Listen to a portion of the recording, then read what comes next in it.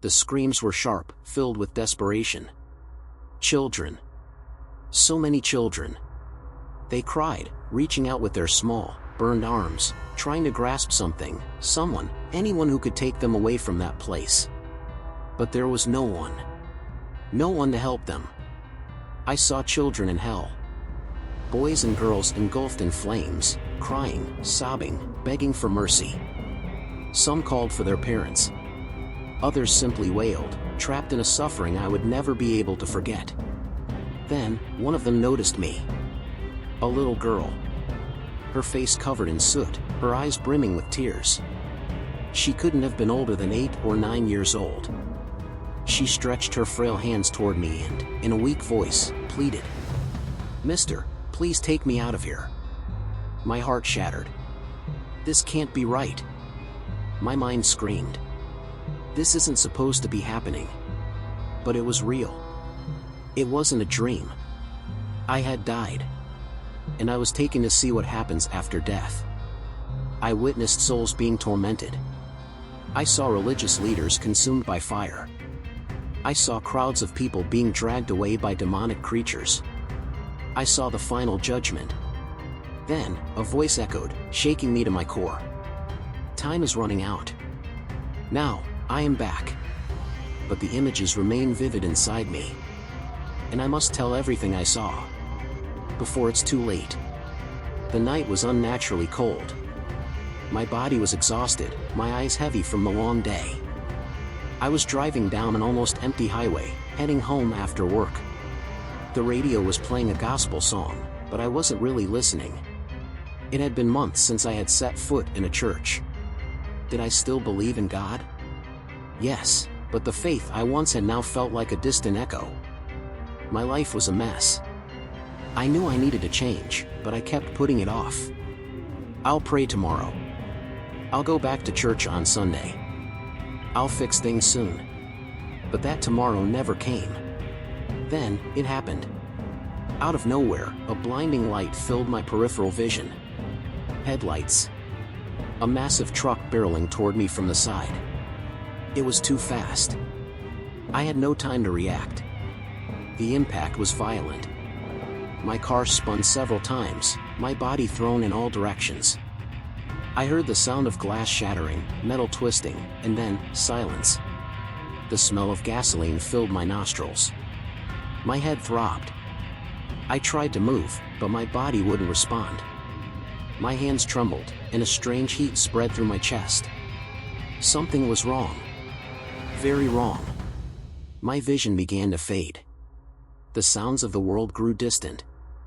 I wanted to scream, but no sound came out. Fear gripped my soul. Am I dying? And then, everything went black. I have no idea how much time passed. A second? An eternity? When I opened my eyes, I was no longer in the car. The hospital, the doctors, the road, everything had vanished. All around me, there was only emptiness. The ground beneath my feet didn't feel solid. It was like a thick mist, white as smoke. I looked up and saw a gray sky, no sun, no stars. The air was heavy, and the silence was deafening. My heart pounded. Where was I? Was this a dream? A hallucination? Or, had I really died? I tried to pinch my arm, but I felt nothing. Panic started to rise inside me. I shouted, "Is anyone here?" My voice echoed into the void. No response. Then, I felt something. A presence. From a distance, through the fog, a figure began to take shape. At first, it was just a shadow. Then, it became a silhouette. As it approached, my entire body tensed. It was a tall man, dressed in a shining white robe. His face was calm, but his presence carried overwhelming authority. He looked directly into my eyes and said, "Lucas, come with me. You need to see what happens after death." My chest tightened. How did he know my name? Before I could react, I felt my feet lift off the ground. I was floating. An invisible force pulled me forward, guiding me toward him. I tried to resist, but it was useless. "What's happening? Who are you?" I yelled, my voice shaking. He didn't answer right away. He simply looked at me with deep, piercing eyes and said, "You always believed you had time to change. But now, I will show you the truth that many choose to ignore." And that's when I understood. I was no longer in the world of the living. And what I was about to witness would change everything forever. The sensation of being pulled by an invisible force was indescribable. My body floated helplessly, while the man in white robes walked effortlessly ahead of me. Each of his steps changed the landscape around us. The thick fog began to fade, revealing a long, translucent path that looked like it was made of pure glass. "Where are we going?" I asked, trying to mask the fear in my voice. He stopped for a moment and looked at me. His eyes pierced through me as if he could see into my soul. "You will see with your own eyes the fate of many." Without another word, he continued walking. I had no choice but to follow. With each step, the atmosphere grew heavier. The air became thick, suffocating. A cold chill ran down my spine. My heart pounded violently in my chest. Something terrible was about to happen. Then, I noticed we were no longer alone. Dark shapes began to appear in the distance. At first, they were only faint figures. But as we drew closer, they became clearer. My stomach turned when I realized what they were. People. Men, women, young, old, all wandering aimlessly. Their faces were hollow, their eyes filled with confusion and sorrow. Some were quietly crying. Others looked completely lost, as if they didn't understand where they were. And the most chilling part, some of them were wearing everyday clothes. As if they had just left work, school, or home. Among them, I even saw children. "Who are these people?" I asked, my voice barely above a whisper. The man looked around and then answered. "They are those who left this world without direction. They never truly sought God. And now, they wait for the fate they chose for themselves." My stomach tightened. Fate? They chose? That meant something even worse was waiting for them. Before I could ask anything else, the landscape changed once more. The glass path vanished, and darkness swallowed everything. The silence was replaced by a deep, distant sound, as if it came from beneath the earth. And then, the smell. A horrendous stench filled the air. Something was wrong. Very wrong. "What's happening?"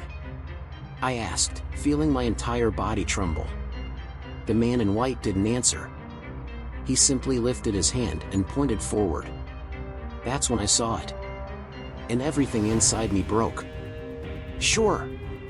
Here is the continuation of the translation, maintaining the intensity and impact of the original story. In front of us stood a colossal structure, towering in the middle of the darkness. It was a massive gateway, made of cracked black stone. The entrance was a deep, gaping hole, from which flames erupted, casting an eerie, orange glow in the surrounding abyss. At the top of the structure, words burned in fiery red letters. But it wasn't a language I recognized. It was something inhuman. "What does it say?" I asked, my throat dry. The man beside me responded without hesitation. "Welcome to the destiny of those who rejected God." My legs gave out beneath me. The weight of those words crashed down on me like a hammer. This was real. This was hell. Every fiber of my being screamed for me to run, to get away from that place, but I couldn't move. The air around me felt heavy, suffocating. The stench of burning flesh and sulfur burned my nostrils. Then, the sound grew louder. Screams. Not just one or two. Thousands. Maybe millions. Voices crying out, weeping, begging for mercy. The sheer agony in those screams was unlike anything I had ever heard. My eyes were glued to the massive gates. My heart pounded so hard it felt like it would burst from my chest. "No, this can't be happening," I shouted, nearly breathless. But the man in white remained still, his expression unchanged. "Now, you will see what happens to those who never cared about their souls." The gates began to open. And at that moment, I knew nothing in the world could have prepared me for what I was about to see. The gates creaked open slowly, groaning like rusted iron being dragged across stone. A wave of unbearable heat burst forth, slamming into my face like I had been thrown into a massive furnace. My skin felt like it was melting. And then, I saw it. The ground was cracked and black, as if molten lava flowed beneath it. Flames erupted from the fissures, casting a hellish glow over everything. But the worst part was the people. Thousands. Maybe millions of them. Men, women, the elderly, and children. All of them suffering in ways I couldn't even comprehend. Some were trapped in deep pits of fire, writhing in agony. Others were being dragged by monstrous creatures with hollow eyes and razor-sharp teeth. Some crawled, reaching out for mercy, their voices hoarse from screaming. But no mercy came. I felt my stomach turn violently. This can't be real," I whispered, my voice barely audible. Then, something made me freeze. My eyes locked onto a familiar face. It was Marcos. A coworker of mine. I remembered him clearly. He used to laugh whenever someone mentioned hell. He always said, "Hell is just a myth. The church made it up to scare people." But now, he was here. His body convulsed in the flames. His face was frozen in an expression of absolute terror. I wanted to run to him, to help him. But I knew I couldn't. The man in white spoke, his voice firm. "Here are those who lived as if they would never be held accountable." I shook my head, refusing to believe it. Tears streamed down my face. I wanted to wake up. I wanted to escape. But then, I heard something else. A different kind of cry. It was weaker. Softer. But just as filled with despair. I turned my head. And what I saw made my world collapse. There were children here. So many children. I fell to the ground, my strength leaving me. The truth crushed me like a boulder. I didn't want to see anymore. But I knew the worst was still ahead. The screams echoed from every direction, filling the thick, suffocating air. But amidst the chaos, one sound stood out. A small, fragile cry. I turned toward it, and what I saw made my blood run cold. Children. Countless children. They sat on the scorching, blackened ground, hugging their knees, rocking back and forth as they sobbed. Some of them raised their burned little arms, begging for someone to save them. But no one came. And then, the worst part. The flames surrounded them. Yet, they were not consumed. The fire licked at their frail bodies, inflicting pain without ever destroying them. The torment was endless. Eternal. I felt my entire body freeze. My legs almost gave out beneath me. No, this can't be true. My voice trembled, barely escaping my lips. The man in white remained silent. I felt my breathing grow shallow, my chest tightening. I wanted to reject what I was seeing. I had to reject it. Then, I saw her. A little girl. No older than 9. Her face was streaked with soot, her wide, terrified eyes locking onto mine. She saw me. She reached out to me. "Mister, please, take me out of here." My throat clenched. A wave of pure despair crashed over me. I wanted to run to her, to scoop her up in my arms, to pull her away from this place. But my feet were frozen. Why? I turned to the man beside me, my voice breaking. "Why are children here? This isn't right. This can't be right." His eyes held sadness, but his voice remained steady. The enemy deceived many of them. I shook my head violently, refusing to accept it. But they're just children. They didn't know what they were doing. The man exhaled deeply before speaking again. From an early age, they were immersed in sin. Many were corrupted in childhood. They grew up far from the truth. They drowned in wickedness, exposed to evil with no repentance. Some were led astray by destructive influences.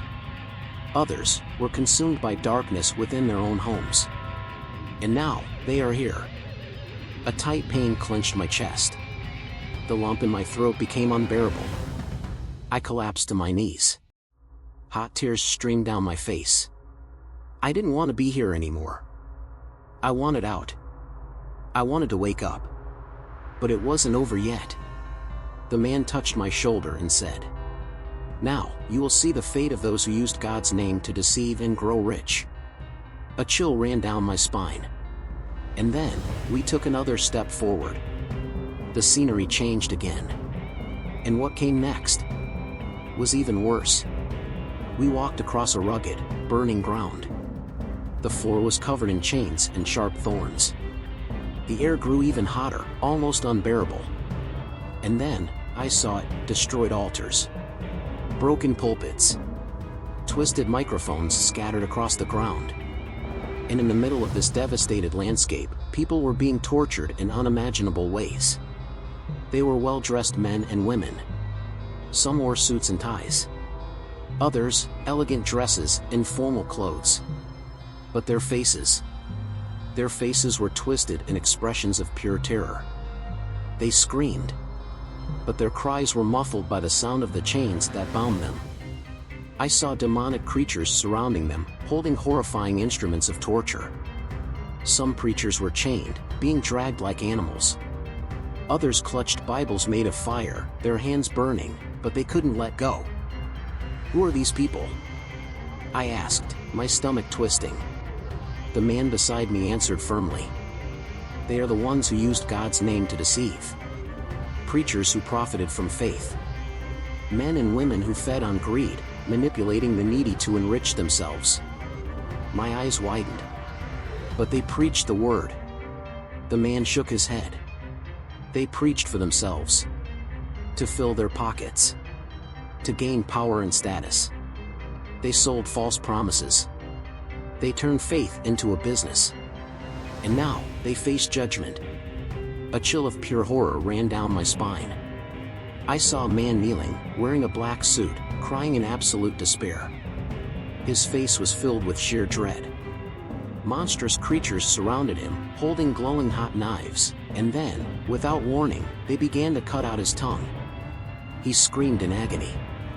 Blood poured from his mouth. But soon, his tongue grew back. And then, they cut it out again. And again. And again. An endless cycle. My stomach churned. What did he do to deserve this? I asked, my legs shaking. The man in white robes stared at the scene, his expression serious. He used his tongue to preach lies. To twist the word. To manipulate crowds. And now, he reaps the reward of his deeds. The despair inside me grew. Suddenly, another man began screaming. "No! Please!" I preached the gospel. I performed miracles. I prophesied. But the demons only laughed. One of the creatures slithered up to him and whispered in his ear, "You preached, but you never lived what you preached." And then, without hesitation, they dragged him toward a gigantic cauldron of fire. He screamed. He fought. He begged. But nothing could save him now.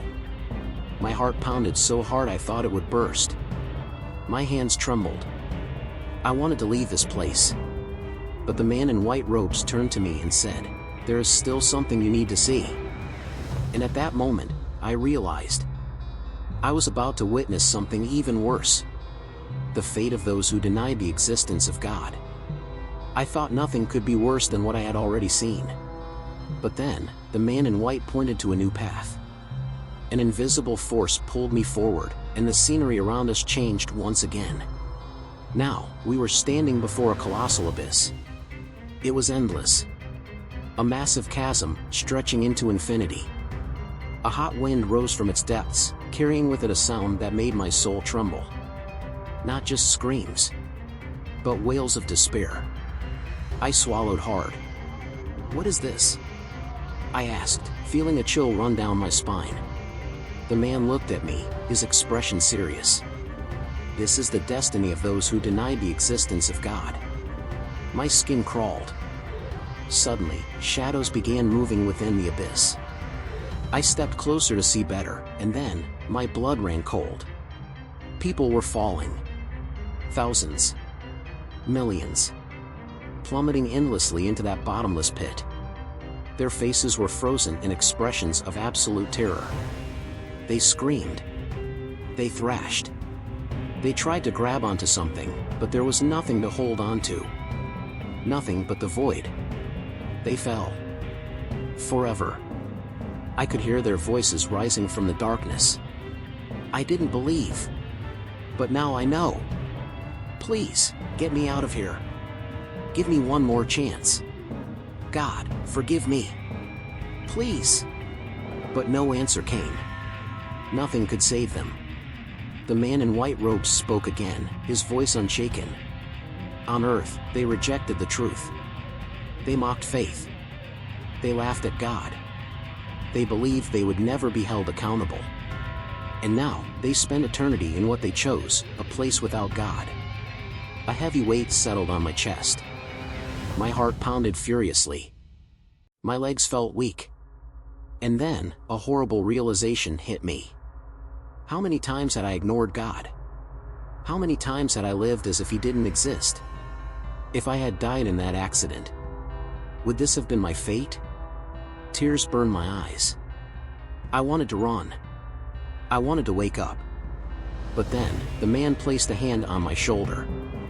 There is still something you must see. And in a blink, everything vanished. Now, we stood before the greatest event in all of history. The day of final judgment. Topic 9, the vision of the final judgment. In an instant, hell disappeared. The heat, the screams, the darkness, all of it vanished. Now, I was in a completely different place. The ground beneath my feet was a pure, radiant white, so bright it seemed to be made of light itself. The sky above stretched infinitely, golden and glowing with a brilliance I had never seen before. And the air carried a presence. Something beyond words. Something greater than anything that had ever existed. My heart pounded violently in my chest. Where are we? I asked, my voice trembling. The man in white robes kept his gaze forward. You are standing before the day of judgment. The day when every human being, rich and poor, believer and non-believer, will stand before the Creator to give an account of their lives. My breath caught in my throat. Before me, a sea of people stretched endlessly. Millions. Billions. All gathered in one place. All kneeling. All trembling. Then, the heavens opened. And I saw the throne. A colossal throne, radiating an indescribable brilliance. A light so powerful that my human eyes couldn't bear it. And seated upon it, was God. But I couldn't see Him directly. His presence was too overwhelming. It wasn't just light. It wasn't just power. It was something far beyond human comprehension. And then, the judgment began. I saw angels surrounding the throne, holding immense books. One by one, people approached, and their lives were read aloud before all. Every word they had ever spoken. Every action they had ever taken. Every hidden thought they had ever had. Nothing was left out. I watched as people wept upon seeing their lives displayed before them. Some tried to justify themselves, but their excuses were meaningless. And then, the voice, the most powerful voice in existence. Erase this name. He does not belong to me. In that instant, an angel stepped forward and removed the man's name from the book of life. Immediately, he was taken away. He cried. He begged. But he disappeared. My heart stopped. That meant he would never enter the kingdom of God. But then, another person stepped forward and knelt before the throne. And this time, the verdict was different. This one is mine. His name is written in the book of life. Enter the kingdom prepared for you. And suddenly, something beautiful happened. The heavens opened again. And I saw a golden city. Magnificent. Its gates shone like crystal, its streets radiated pure gold. The people who were accepted into God's kingdom walked through the gates, crying tears of pure joy. Their happiness was beyond anything I had ever seen. I couldn't stop watching. The eternal fate of every human soul was being decided right here. My heart was racing so fast, it felt like it would burst. Then, I turned to the man in white robes, my entire body trembling. "And me?" I asked, my voice breaking. "If I had died today, where would I go?" He looked deep into my eyes. And he said something that shook me to my core. That is the question every person should ask, before it's too late. And at that moment, I understood. My life wasn't over yet. And this was my last chance to change everything. My mind was in shock. I had seen hell. I had seen the final judgment. I had seen the destiny of eternal souls. And now, I could only think of one thing. If I died today, where would I go? My breathing was rapid. My heart pounded. Do I still have time? I asked desperately. Can I change my destiny? The man in white robes stared at me deeply. His gaze carried both love and severity. For now, yes. But time does not belong to you. Every second that passes is one step closer to your judgment. What will you do with it? My throat felt dry. I want to go back. I want to live differently. I want to change everything. The man slowly nodded. Then testify about what you have seen. Tell the world that eternity is real. That hell is real. That God's kingdom is ready for those who seek Him with all their hearts. But know this, many will not believe you. Many will mock you. I clenched my fists, tears burning in my eyes. I don't care. I have to warn them.